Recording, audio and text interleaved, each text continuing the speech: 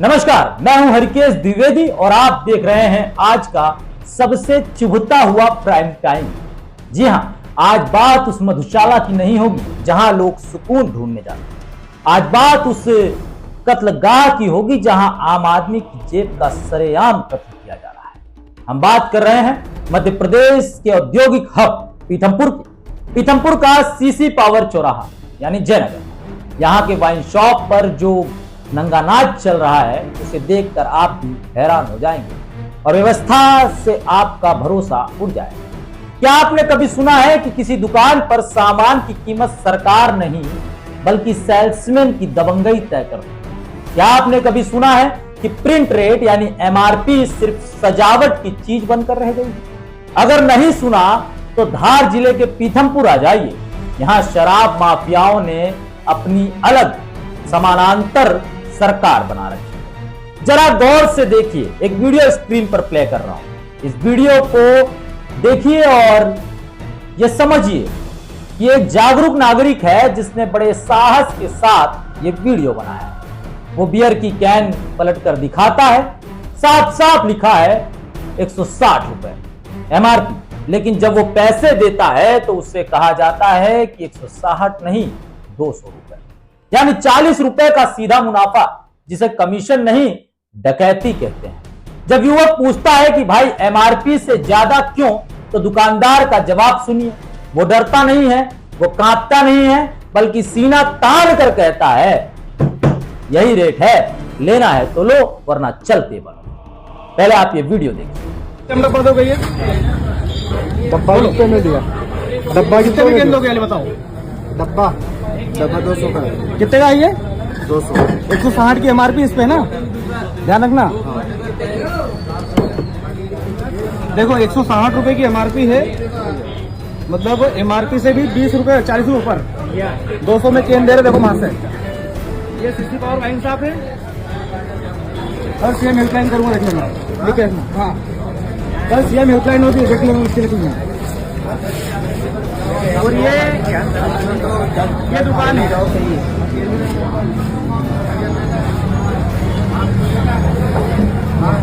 ये दुकान है सीसी पावर चौराहा है और 160 की एमआरपी पे 200 रुपए चेन देना पड़ेगा। यह आत्मविश्वास कहां से आता है? यह हिम्मत कहां से आती है? यह हिम्मत उस संरक्षण से आती है जो आबकारी विभाग के दफ्तरों में बैठकर इन्हें दिया जाता है। एक कहावत सुनी होगी, कहते हैं ना, चोरों को तो सजा मिल जाती है सरेआम बाजारों में, मगर असली डाकू तो बैठे हैं सरकारी गलियारों में। मेरा सवाल सीधे आबकारी विभाग यानी एक्साइज डिपार्टमेंट से है। क्या आपकी आंखें फूट गई हैं या फिर आपके चश्मे पर नोटों की गड्डियां चिपका दी गई? नियम कहता है कि 1 रुपए भी एमआरपी से ऊपर लेना अपराध है, लेकिन पीथमपुर में तो 20 रुपए भी नहीं, 40 रुपए भी नहीं, मतलब जो मना रहा है 20, 40, 60, सारा खेल खुलेआम चल रहा है। क्या कलेक्टर धार और एसपी साहब को नहीं पता कि उनके जिले में माफियाओं ने अपनी हुकूमत कायम कर ली है? क्या आबकारी इंस्पेक्टर इस दुकान के पास से नहीं गुजरते हों? पीथमपुर का यह जयनगर इलाका, वाइन शॉप जिस जयनगर कहलाती है, वहां आज लूट का अड्डा बना हुआ है। यहाँ कानून की किताब नहीं बल्कि शराब माफियाओं की जेब की डायरी चलती है। अगर एक आम आदमी अपनी आवाज उठाता है तो उसे डराया जाता है। ये कैसी व्यवस्था है मोहन यादव जी? ये अपने आप में बड़ा सवाल है। जनता बेवकूफ नहीं है। जब ये वीडियो वायरल हुआ तो लोगों ने जो लिखा वो सरकार के लिए विचार करने वाली बात होनी चाहिए। मुख्यमंत्री जी गौर कीजिए इन कमेंट्स पर। यह सिर्फ शब्द नहीं है, आपकी साख पर उठते हुए सवाल हैं। जब जनता यह कहने लगे कि पुलिस भी मिली हुई है और सीएम हेल्पलाइन किसी काम की नहीं, तो समझ लीजिए कि डेमोक्रेसी जो है वो वेंटिलेटर पर है साहब।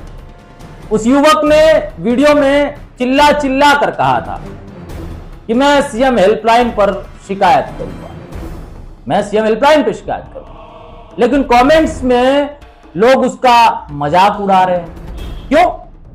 क्योंकि लोगों को पता है कि हेल्पलाइन पर शिकायत करने के बाद वही शिकायत घूम फिरकर उसी भ्रष्ट अधिकारी के पास आती है जो उस माफिया का पार्टनर है। डॉक्टर मोहन यादव जी, आप उज्जैन के महाकाल की धरती से आते हैं। क्या आपकी सरकार में माफिया इतने ताकतवर हो गए कि वो एक आम आदमी की शिकायत को कचरे के डिब्बे में डाल दें? ऐसी जगह आपका बुलडोजर कहीं दिखाई क्यों नहीं देता भाई? आखिर इन शराब माफियाओं के काले साम्राज्य पर आपका बुलडोजर कब चलेगा? लोगों को बड़ी उम्मीद है आपसे। क्या इंदौर कमिश्नर को इस बात की खबर नहीं है कि उनके नाक के नीचे औद्योगिक क्षेत्र में मजदूरों को लूटा जा रहा है? जरा सोचिए, एक मजदूर दिन भर पसीना बहाकर 2 पैसे कमाता है और शाम को ये माफिया उसकी मेहनत की कमाई से 40 रुपए एक्स्ट्रा झटक लेता है। क्या ये लूट नहीं है?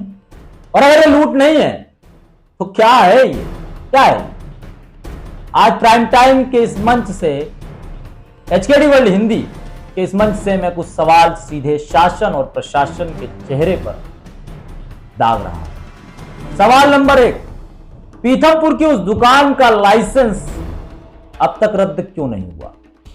क्या वीडियो में दिख रहा प्रमाण काफी नहीं है? सवाल नंबर 2, आबकारी विभाग के जो अधिकारी उस क्षेत्र के लिए जिम्मेदार हैं, उन्हें अभी तक सस्पेंड क्यों नहीं किया?